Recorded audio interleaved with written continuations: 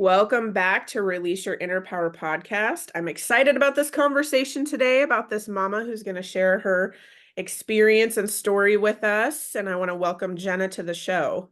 Hi, Jenna. How's it going? Hi, thank you for having me. I'm excited that you're here and I'm excited for us to have this conversation and share your story. Tell me about you and your story as a mama and how you got to where you are today. Mhm. I have three little boys. I had them in 4 years, almost to the day, two days shy of 4 years on the dot. So my oldest turned 4 2 days before I had my third. Um, and I had them young. I had them before like my peers did, and because we got married young and had them obviously pretty quick back to back.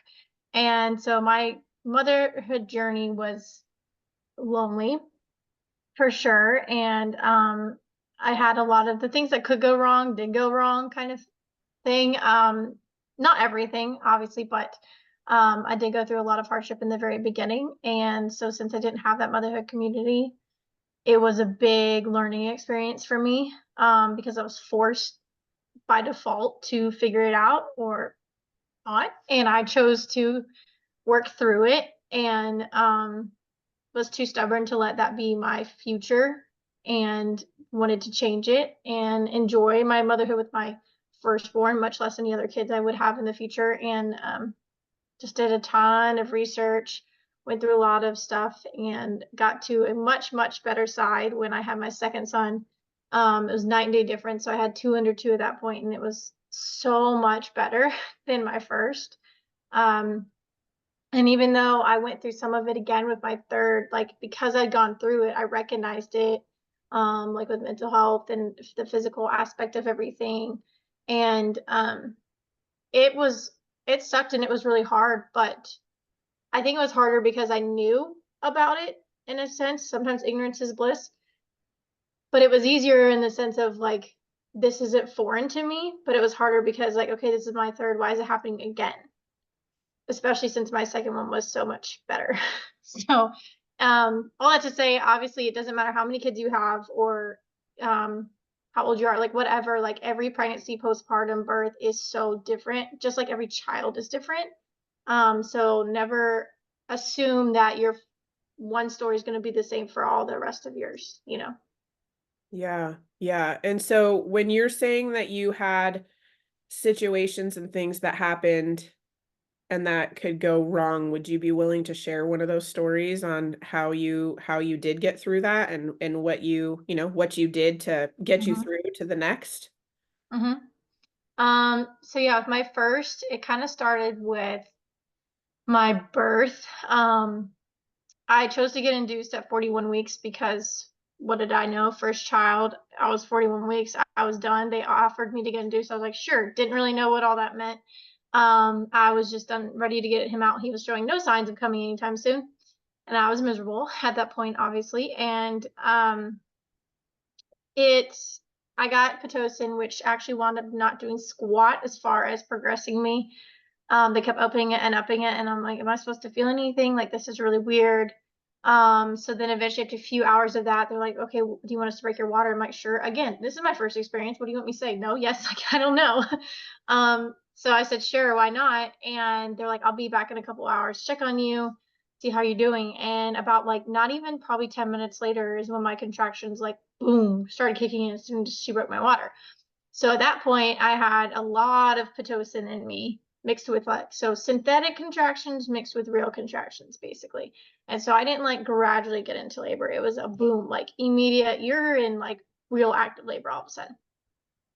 So I never got like the break in between the contractions, not the wave where you can like, breathe and whatnot. And so I had a really hard time breathing, number one. I had a goal to do it unmedicated, but again, first time you don't really know your pain tolerance and what it's going to feel like till you're in it.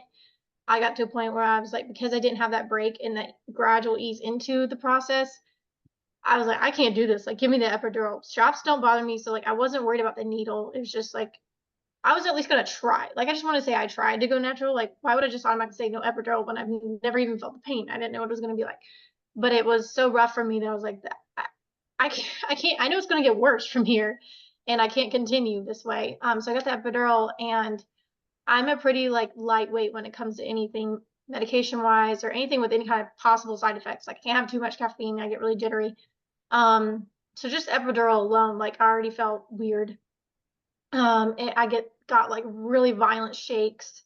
And then like I said, I already had a ton of Pitocin in me. Who knows if I had anything else at this point. I felt really drugged up. I did not like feeling that way, feeling like out of control of my body and my awareness and surroundings. Like I could still feel stuff. But I was pushing, I couldn't breathe, and they had me flat on my back, of course. And on top of that, I couldn't breathe because of that. So they had to give me oxygen. And I was getting very frustrated because I could like feel stuff but not feel stuff. And I could see the look on their faces that like all the effort that I thought I was putting in was not progressing my baby at all. Like, and so it was just kind of like fighting a losing battle in a sense, but I felt very powerless physically. And it was like I was watching everything kind of in slow motion as like what I was feeling and seeing versus what my brain was perceiving. And it wasn't like, it was like I was there but wasn't there. And it felt, I did not like that feeling of not being in control. So when he finally came out, he was blue. He didn't cry immediately. And my brain registered that like something's wrong, but my emotions didn't catch up to it quick enough because, like I said, everything was so weird. And no one said anything, but I could see, like I said, the looks on their faces. I can tell they handled it well, but it was enough for me to notice, like, okay, I'm putting two and two together. But it's because he was stuck in the birth canal for so long, and then eventually he did cry and he was fine. But I remember them telling me like I tore severely, which they said they did so many stitches they stopped counting. Like I was in the postpartum, I mean the delivery room before I got to the postpartum room for a long time with them stitching me up and whatnot. Um, it felt like hours. I don't know if it was, but it felt like that. And so I tore really bad. I had all this stuff in me that's like just not natural for my body. I felt very weird. Like I could not walk because I was so swollen from all that pushing and the tearing. Couldn't walk for days. I had to like sit on that little donut pillow. It was extremely painful. And then a few days after I got home, I developed a really high fever, um, out of nowhere, and I was like shaking on the ground from the fever. Like I felt terrible. Found out, took me to the emergency room, found out I was like super close to getting a kidney infection because when they put the catheter in for the epidural, I told them it burned and they said that'll go away and kind of dismissed me. And then as time went on, I got more and more drugged up, so I wasn't really aware of it. And that can cause UTIs, and that never got addressed. And so I was on my way to a kidney infection. I also lost some stitches too early, so I had to get restitched. This is like a few days postpartum, and just very in a lot of pain and discomfort, obviously down there in my whole body. My breastfeeding journey sucked. Like every time he would latch, tears would fall because it was so painful. No one like taught. I mean, like the lactation consultant teaches you a little bit in the hospital, but like no one taught me like a schedule, how often he needed to eat. So I had actually like overproduction of milk, so my boobs were so engorged and so painful. I got mastitis, like my nipples were like cracked and bleeding. Like it was so painful. And then he also lost weight, not just didn't gain, but he lost more than just like a little bit that they lose in the beginning. To where like they were concerned that I was dieting and that's why he wasn't gaining weight. Yeah, pediatrician told me that. I guess because when she saw me, she didn't expect me to look as small as I did in her eyes for being early postpartum.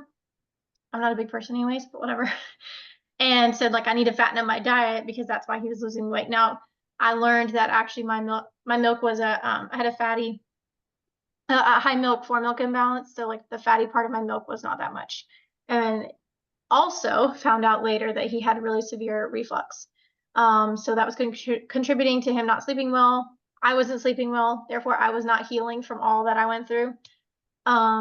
He wasn't thriving, I wasn't thriving, and we were both just like really depleted, not getting what we needed. And again, like I said, I didn't have friends, peers, anyone in the mom community. We weren't super close to family at the time as far as distance goes. So like they would visit a little bit, but they weren't like right around the corner.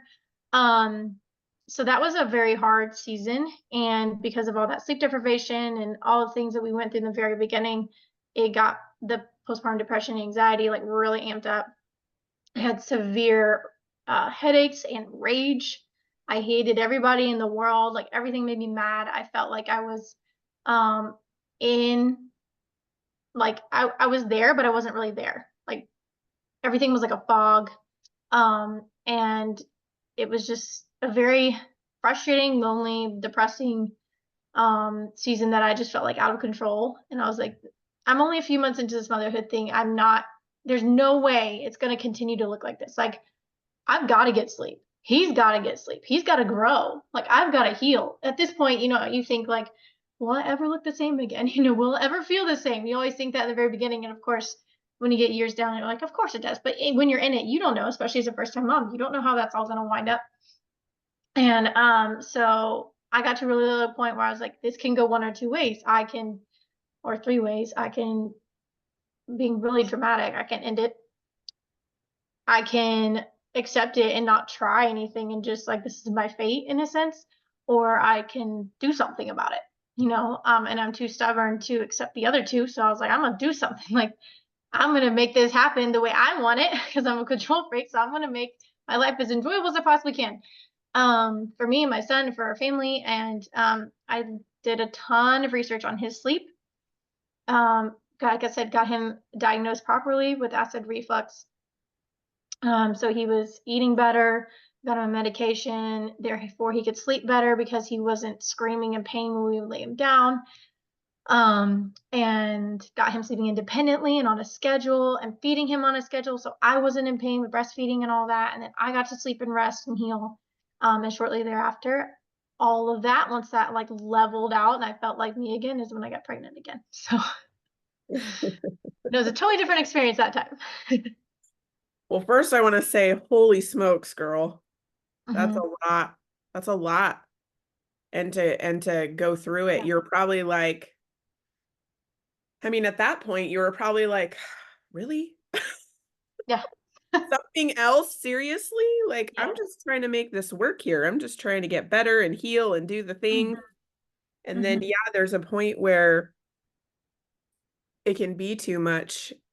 What I'm really impressed by, like how, I mean, I'm going to be frank, like how many punches you took, really, right? Like how many times you got knocked down in like one of the most fragile friggin' times of a woman's life. Like, Hmm. I mean, creating a human in our bodies and then the process for them to get here as Right. well as the after. It's like I feel like more of the focus is like during pregnancy and then, Hmm. depending on where you are, it could be a controversy, but it's like some places are like, hurry up, let's get the baby out. And then some Yeah. places are like, no, let's, take the Yep. time, let baby come when it wants to, right? And Hmm. fortunately, you were in the let's hurry up and get this done. And therefore, all these things happen, unfortunately, Hmm. right? And then afterwards, I feel like after the baby comes, it's like you said, like they help you a little bit, but it's almost like if you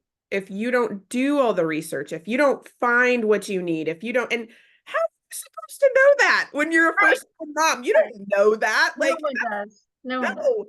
And Mm-mm. like you said, your situation and kid is all different. That Yeah. everything is different. Every situation is different. But it's not like we should have more things for after. Like there Hmm. needs to be more focus for after because that's the trench. That's the hard part. That's That's the part, yes. you Yes. know, because you have to not only take care of yourself, you are protecting this little human being that, that is now here. And now you're like, okay, it's tough Hmm. as a family, but you're also trying to heal. And then, yeah, like you said, sleep. I Yeah. mean, you can't heal unless you sleep. And if you're not Yep. sleeping, it's just this vicious cycle of no, thank you, you know? Hmm. I'm really curious. I mean, I commend you for all the punches that you took and that you were like, I'm done. Like you laid it out. Like these are my options that I have and which Hmm. one am I going to take? And you were like, no, I have to change Hmm. it. I have to. do something different. Like, did you notice, was it because of how you felt and just because you were done and frustrated and like all of that, that you were just like, something has to be different? And that's Mhm. when you laid it out? That's when you laid out your options and then decided that way? Yeah, because it was so like I said, I was either crying or mad. Okay. So, Yeah. I was either crying from the pain, from the loneliness, from the, I mean, I was young, like, my body just changed in so many ways overnight, like, and how I physically felt, not just how I looked too, and all of that, and then, like I said, the mental aspect of it with, like, the hormones shifting and everything and how crazy that can be, and it's not the same every time. Like I said, my second was night and day different, and then I kinda had the same experience again with my third, so, um, but yeah, just where I was mentally and physically, and then, like I said, it's not like he was just doing great over here either, so it was kind of a double whammy, like like, I'm young, like, I got a lot of life left, I Right. hope, and so does he just started, so, like, I'm not continuing down this, and I don't want just 1 kid. Like, we wanted more at some point, so I didn't want it to, like I said, start that way. Yeah, of course. And of course, right, your picture of what you had, in Mhm, your head of how it was supposed to go, and then when it doesn't go that way, also you're fighting the expectation thing of like, "Oh crap, it didn't happen like this, and now this is happening," and it really gets mhm, into your head, it really gets in there. What yeah, brought you to, like, when you said you did a lot of research, like, what brought you to mhm, sleep and, like, going there first? Like, what, when you made the decision that you mhm, things needed to be different and change, like, what brought you to sleep for your first thing to try to work on? mhm. I think I actually, if I remember correctly, I did the reflux thing first and then the sleep. We tried the pediatrician and no knock on them, but that's not a specialty they're trained in. So we just got prescribed Zantac for him, which doesn't really work because you have to change the dosage as the baby grows, and babies, especially little ones, grow quickly. So that just didn't really scratch the surface of what he was dealing with. So we went to a pediatric gastroenterologist who specializes in this. And that's when we got him on like a prescription medication, and he stayed on that actually for a whole year.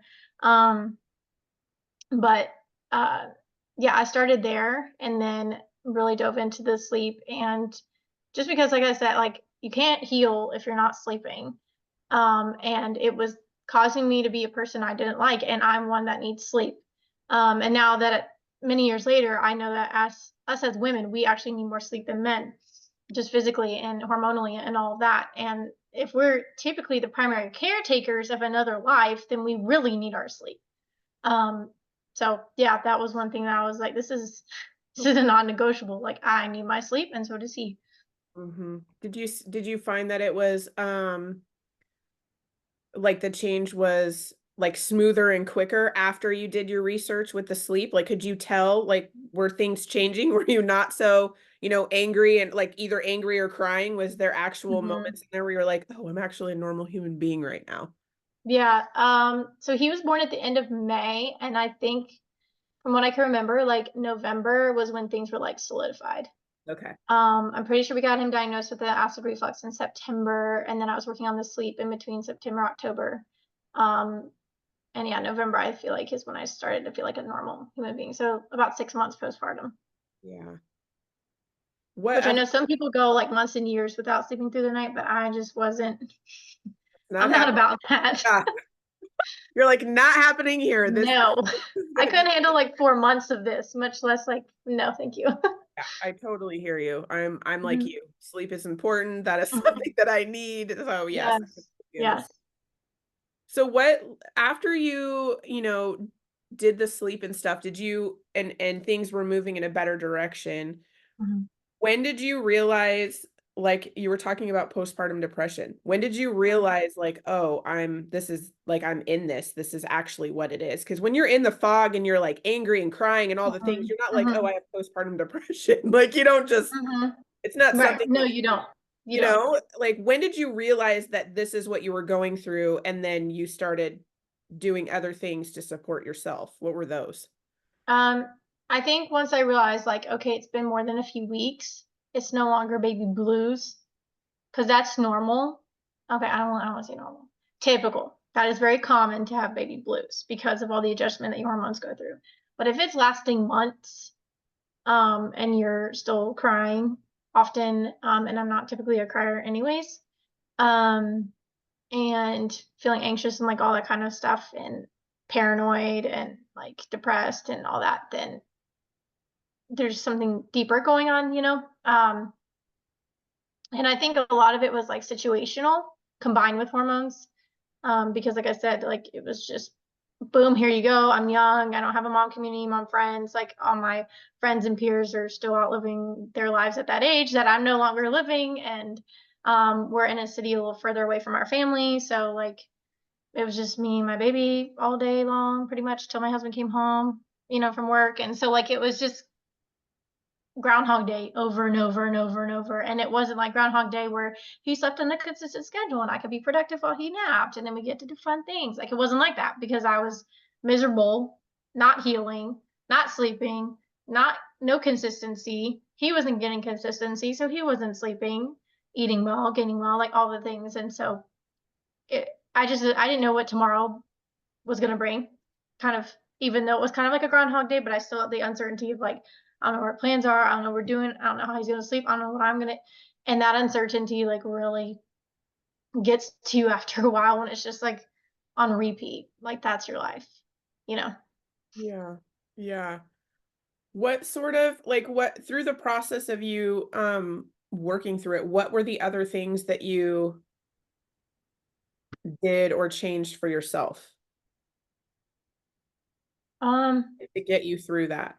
Once you had the realization and you knew, like what did you do to get you through? I was very open about it with my husband because he saw all of it, obviously, and admitted it. And like, I feel like being open and honest about what you're going through and like, um, not hiding the tears, the frustration or whatever. And like we were new parents going through that together, and um yeah, I think just being open and honest about it with him because I can't remember how open and honest I was about it with anyone else at that time.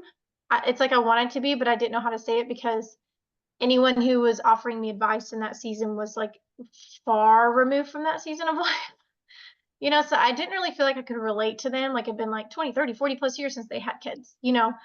And so I just felt kind of really separated from all of that.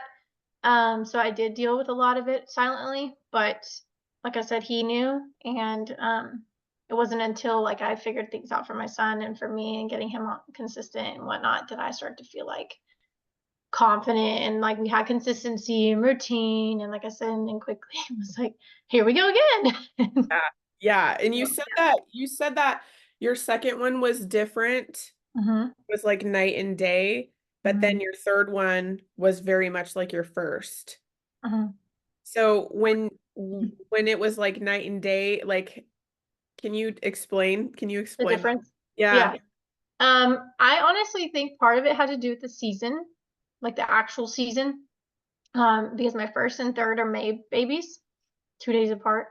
And then my middle one is a September. So I think like the season of when I was pregnant and postpartum, just me personally, like being postpartum in the summer was miserable. I live in the South. It's hot here in the summer.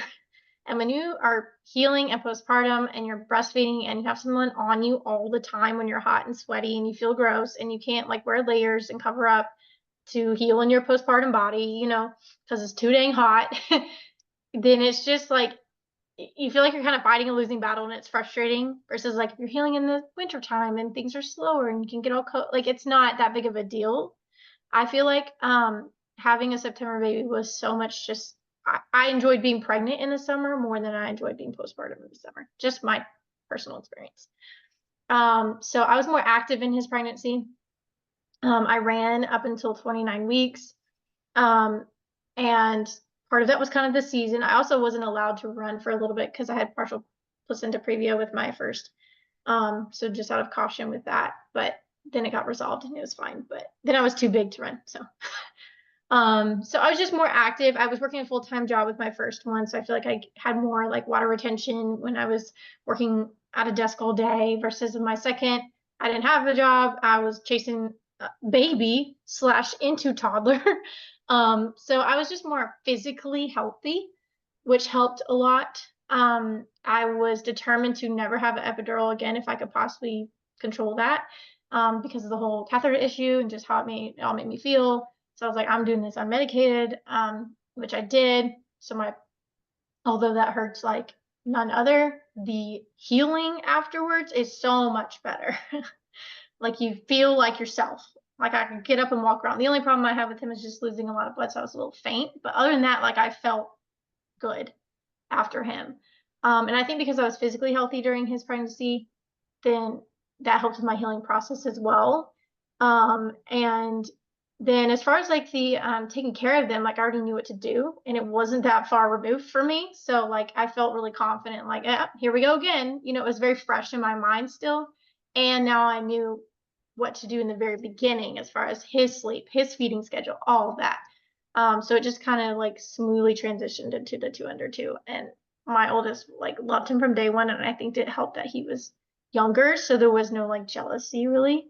Um, he doesn't remember being an only child, you know, so that I think that whole part of it was just so much better. If that makes sense. No, it does. It totally does. And like you said, you knew like the signs and things of like, okay, this is when we need to start doing this. And you knew a little Mhm, bit more to it was like following what you had just learned from your first one mhm, with the signs and symptoms that you had as well to not go back basically down that path. So mhm. then when you had your third one, do you feel like you were more prepared, or was it more of like in the fog and then you're like, "Oh, this is happening again" type situation? With my third, he as a baby was fine. Knowing how to take care of a baby, not a problem at this point. Like knew all the things like the back of my hand. Adding a third child, anyone who has three children or more will tell you probably the third is what like changes everything for your family. Like you're now outnumbered. It just anything from three on up. I've like anything above three is basically the same as three. Like just the same amount of chaos. It's no longer just like equally balanced. Yes. So adding a third in general was a lot for us, just in the adjustment. Um, and actually going into his birth was not good. I got a very, very severe stomach bug um at 38 weeks and 6 days to where I thought I was going into labor. And like I vomited on the side of the interstate on the way to the hospital in the middle of the night. Like it was rough. They're like, no, you're actually not in labor, and because you're not 39 weeks, we can't induce you. So here's like some morphine. Um, and go back home, sleep it off kind of thing. And then the next day was my oldest fourth birthday. I still felt like bad, but like, okay, maybe I'm all right. And then the next day I had it all happen again, for like 4 hours straight. And I'm like, there's nothing left in me. Like, is this gonna hurt the baby? Like I'm 9 months pregnant and puking my guts out and feeling horrible. And so then the next day I started like cramping a little bit. I'm like, finally, my body's going to go into labor on its own for the first time ever. I didn't include that in my second birth. I chose to get induced, but I skipped the Pitocin and I just had them break my water because I knew that's what happened last time. So I got naturally induced, if you want to call it that. And they didn't know if it would work. And I'm like, trust me, it'll work. And he was born 4 hours later. So I didn't need any of that stuff. So that was my plan with my third. If I wanted him to come on his own, but my body had never done that yet. So when I started cramping, I was like, this might be it. And then I got there and they stopped. And that was the third time at this point I've been to the hospital with false labor. And now I had kids that had to go back and forth to grandparents. And I'm like, I'm past 39 weeks. Let's just do it. I've been miserable the past few days. So they did that again and he was born. But I had just gone through this whole whirlwind of health stuff. Now I just went through birth. So I just didn't go into birth like in a healthy state physically. Um, and we were not prepared for it. And then a few days after we brought him home, my boys got that same stomach bug, my older two, and I couldn't heal and rest from birth, and was immediate like in mom mode. Thankfully, my newborn was fine, but I didn't get to rest and recover from not even a week after like emptying my body of everything it had in me, and then a baby, and just having to go take care of my kids, and make sure no one else in the house got it and all that. So it was high stress from the very beginning when he came into the world. And it was summertime now, so no school. So I had them all three home with me because my husband had to go back to work, and it was like, good luck. And it's hot now; it's summer, So just like kind of all of that, just not the most ideal situation.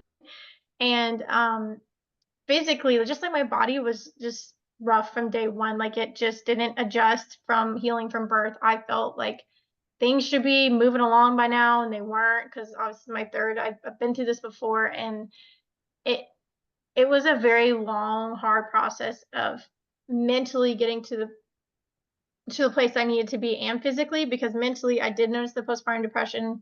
Like I was in a fog again, like didn't want to be here. The only thing that made me happy was my baby at the time. That was pretty much it. And I told my husband that. I'm like, I know I'm not okay. I don't know how long this is gonna last. It sucks, but I'm just letting you know, like, this is where I'm at. It got more severe with him as far as like negative thoughts I was having, than with my first. Um, but like I said, having my baby like really kept me going. Obviously, I don't think I would ever act on anything, but I had the thoughts that led me there.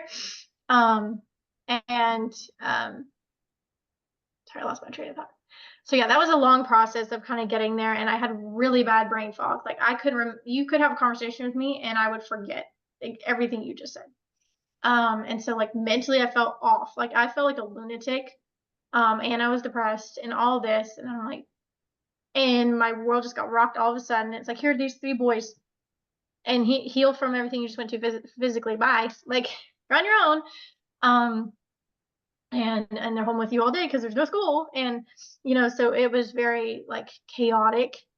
And I had to go through like the mental part, like, took time. It took a long time. And then because my body wasn't healing in the way I wanted and expected it to, then you tie in the emotions too of all that. um and I went to like several doctors, and a lot of them didn't take me seriously, and I'm like, I feel like something's off. Like I don't feel right. This hasn't been that long. I've done this before. I'm not old by any means. Like I'm relatively healthy. I'm not a big person. Like I shouldn't look the way I look at this point in my postpartum journey. I shouldn't feel this way. um and so I just worked with a lot of doctors, never really got like full answers, but slowly I got into like more of a holistic journey. Um, did more research on my own because that's what I do. When people don't listen to me, and I'm like, well, there's an answer for everything. I believe there always is. There's a cause for everything. There's a reason behind everything. And so I'm gonna do what I can on my end to fix it. It was just like kind of slowly over time, like things started to get better. I did work with a functional medicine doctor and some things. Um, and then actually it wasn't until recently that I worked on like she worked with me on some hormone stuff, but then I learned some other things about hormones, and I'm like, I wanted to do this as naturally as possible because like I said, I'm not old. I don't have like all these problems or anything, but I'm having these problems that look like I have real problems, and it's like not adding up. For all the effort and work I was putting into taking care of myself. Like I was getting sleep, he was sleeping good, like I knew how to do all those things. I'm active, like I eat well, like I was trying to prioritize me amidst all craziness. And it's not until like a few months ago recently that I've finally gotten into like healing my gut too, and that has helped so much as well. But again, some stuff and research I've done on my own to where it's all the trial and error and all the like, try this and that didn't work and this and that didn't work, which is frustrating and wastes a lot of time and money, but it's finally led me to like here 2.5+ years later. Yeah. Yeah. I Yeah. mean, good for you for being so diligent about, like not just going to the doctor and then being done. You're like, no, Mhm. something isn't Mhm. right. Like you said, there's an answer for everything. And I'm going to go and research my little heart out and Mhm. figure out what I need to do next. So good for you for doing that. Because some people, especially Mhm. with being in postpartum depression, might not have, might not have it. They just, you know what Yeah. I mean? Like Yeah. everything they're going through and doing, they just might not have Yeah, it I get that. And even. I told my midwife too, she could tell that I at the like 6 week, like how, they ask how you're doing mentally because they know. And she could tell that I wasn't doing good. And she like offered, like the first all the medications. And I've dealt with anxiety pre-kids, so I've been on Zoloft before. Like I've done that whole route. I quit it cold turkey on my own without telling my counselor, and I don't advise that because my body went through withdrawals and no one knew. So if you're ever on medication, please don't ever do that if you want to get off. It's not a wise decision. But I was just determined with everything I'd gone through pre-kids, what I'd learned about myself and the mind, and just like anxiety is a control issue. And once you learn and accept that it's really fear, and you deal with that on your own, like and accept that like, do I feel like medication has its place? Yes, to an extent, but like we have so much control over our mind. It's insane. Mhm. And so I told her no, like I don't want that. I know I need something, but that's not it. Yeah. I declined the medications because that's just what they want to push you to. Yeah. Well, and you know yourself best. Like, Mhm. you know yourself best, Mhm. "No, that's not it, let's try something else." But, Yep. I mean, I love that you actually went through and tried different things, like, you just didn't go down one way and was like, "Okay, that's it." Like, you kept Mhm. trying and you kept figuring out what was gonna work best for you, Mhm. and then it worked out, right? Mhm. Yeah. When you said that you did a really, that you were pretty diligent about, taking care of yourself and prioritizing yourself, like, what do you do to take care of yourself? What do you do for, like, your me time to make sure that you can fill yourself up so you can show up for your family? I like to work out. Being physically active helps a lot. I danced my whole childhood, so I had to quit because of an injury, but I still like to move my body. I like the endorphins that it gives me, sweating, like going for a run, being outside, lifting weights, all of the things. And I love like my work, and doing what I do doesn't feel like work. So like that's like my, I don't like to say me time, but like something I do for me, because I feel like as moms we need something outside of being a mom, and not waiting until our kids are grown to like, oh, start that process, because like we only got one life to live, and I'm not wasting 18 plus years of my motherhood like waiting, you know. My kids are so important obviously, but they don't like, they're not the end all be all of like who I am, you know. I was a human being pre-kids, and I still am and will be after they're an adult, you know. So it's ironic because that's part of what my work is, because I'm a mom now, is coaching moms is like what I do, but it's still like what I chose and my passion, and like I have to find something outside of that. Yeah, let's talk more about that. So you coach other moms. So what do you tell me your process of what you coach moms on and how that works for you?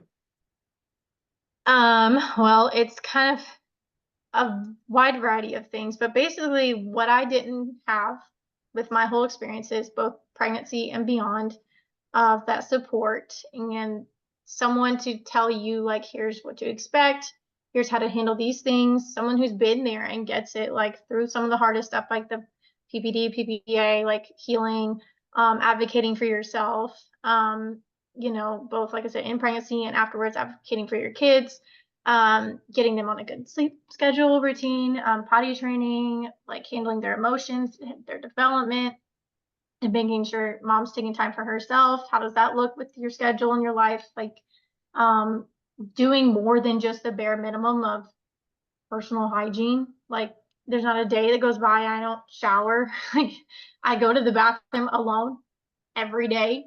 I have three boys. They've never gone to the bathroom with me unless they were babies. Like setting those boundaries for yourself. How do you realistically and practically like do that? Time management, like balancing all the things without like making your head spin and depleting yourself, putting yourself first so that you can serve and take care of everyone else in your life that you need to. Because if you wouldn't put your child in the hands of a caretaker that is so unhealthy they can't run and pick up your child, or too fatigued and might fall asleep on the job, or too malnourished and like might pass out from low blood sugar, like, but a lot of us moms live like that, because we put ourselves last, and that's why we're ragey and snappy and emotional, and not making wise decisions, and all this kind of stuff, because we're not putting ourselves first for our kids, to show them the example of like, here's how you're supposed to take care of you when you're an adult. you know that's part of our jobs as moms, is to show them and teach them how to be an adult you know Mhm. Yeah, I love that. I love that. Mhm. So how do people find you if they wanna work with you? If they're new mamas or, even if I'm sure it's like even if they're in the trenches of being a mom, how do they find you too? work with you? I am working on my website right now. It was under construction for a little bit, but they can DM me on Instagram is a great way to get in contact with me. I'm on Instagram at Purpose Intended. That's my handle. That's also my blog. I started blogging a few years ago, but then got into coaching. So my blog posts are still there, but my coaching page is on that site as well too. So And I'll have all of that in the show notes too, mhm, so it'll be a quick look for people to find you if they want to come and work with you. Um, or I like to ask all of my guests that come on, because we have so many different things and we each bring something special to the table. Would you be willing to share what your superpower is with us today? mhm. Um, I guess you some people may call it stubbornness, but you called it discipline. So I'd like to say discipline Yeah. on something that I like. Cause yeah, if I'm like caring about it, I set my mind for it. Like there's no stopping me, basically. Like I'm gonna figure it out. I don't take no for an answer, basically, until I've discovered that no is actually the answer. Then it's okay. But you can tell me all you want, but let me figure it out for myself, kind of thing. Yeah. So some people, I guess, look at that as stubbornness, but like I said, if it's towards a good thing, then it's discipline. Yeah, I like yes. Yeah. Yes. I Hmm. love that. I love that. Thank you for sharing. Yeah. Thank you for sharing your story and sharing your situations that you went through. That was a lot. And so I Mhm. appreciate you sharing. And if this was helpful to anybody that is listening, reach out to Jenna or me and share your story and let us know how it has touched you. And I'm so very thankful that you were on the show today and sharing your story. So thank you for being here. Yes. Thanks for having me.